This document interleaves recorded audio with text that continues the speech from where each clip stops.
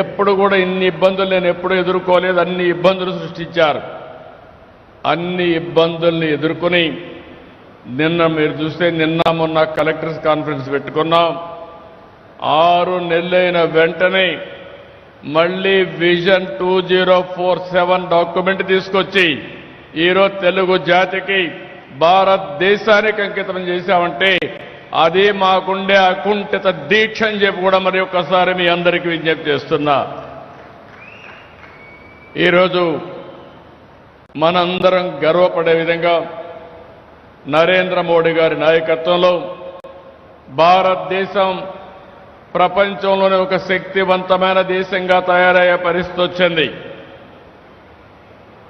2047లో మన దేశం 100 ఏళ్ల స్వాతంత్ర భారత ఉత్సవాలు జరుపుకోబోతున్నాం.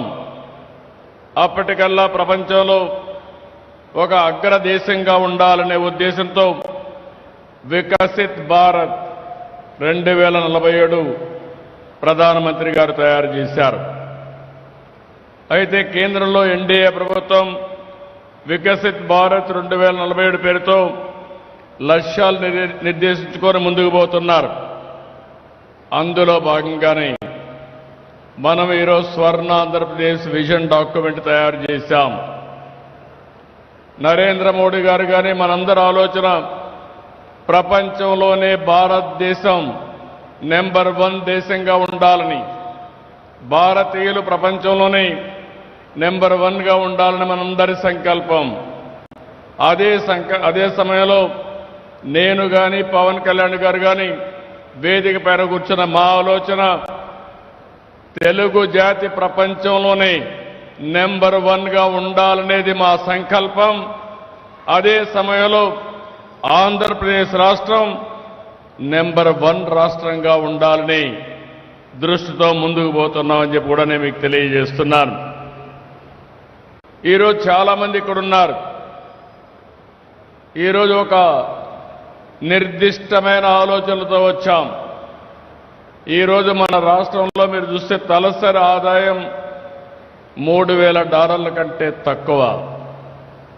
ఈరోజు మేము పెట్టుకున్నది 2047కి $42,000 తలసరి ఆదాయాన్ని సంపాదించాలని ఒక లక్ష్యంగా పెట్టుకున్నాం. ఇక్కడుండే మీరందరూ అనుకుంటారు ఇది సాధ్యమా అని. కానీ ఇప్పుడే పవన్ కళ్యాణ్ గారు ఒక మాట చెప్పారు. హైదరాబాద్లో మీరు చూస్తే 2 నగరాలు, ఒకటి హైదరాబాద్, ఒకటి సికింద్రాబాద్. ఆ రోజు ఆలోచించాం, ఏదైతే వెస్టర్న్ సైడ్ వెళితే అక్కడంతా రాళ్ళు గుట్టలు ఉండేటివి. ఆ గుట్టల్లో నేను చూశాను ఇది భవిష్యత్తు నగరంగా తయారవుతుందని రూపకల్పన చేసి 25 సంవత్సరాల్లో ప్రపంచంలో నెంబర్ 1 రాష్ట్రంగా తయారు చేశామంటే అది ఆనాటి విజన్ ప్రభావం అని చెప్పి కూడా నేను మీకు తెలియజేస్తున్నా. ఎప్పుడూ పవన్ కళ్యాణ్ గారు అంటూ ఉంటారు, సార్ మేము అందరూ రాళ్లు చూశాం, మీరు మాత్రం అందులో ఒక విజన్ చూశారని. అవును, నేను ఆ రోజు చూసింది ఒక సింగపూర్ చూశాను, లేకుంటే ఒక దుబాయ్ చూశాను, ఒక అమెరికాలో ఉండే న్యూయార్క్ సిటీని చూశాను. ఇలాంటి టౌన్ ఎందుకు డెవలప్ చేయలేమని ఆలోచించి అంచెలంచెలుగా అభివృద్ధి చేశాం. ఈరోజు గర్వంగా చెప్పగలుగుతున్నా, హైదరాబాద్ నగరం వల్ల తెలంగాణ రాష్ట్రం భారతదేశంలోనే ఎక్కువ తలసరి ఆదాయం సంపాదించే రాష్ట్రంగా తయారైందంటే అది ఆ రోజు వేసిన ఫౌండేషన్ అని చెప్పి కూడా నేను మీకు తెలియజేస్తున్నా. ఆ రోజు 1997 14 టాస్క్ ఫోర్స్లు వేశారు. గంటల తరబడి కూర్చున్నాం. ఆ రోజు విజన్ అంటే చాలా మందికి అర్థమయ్యేది కూడా కాదు.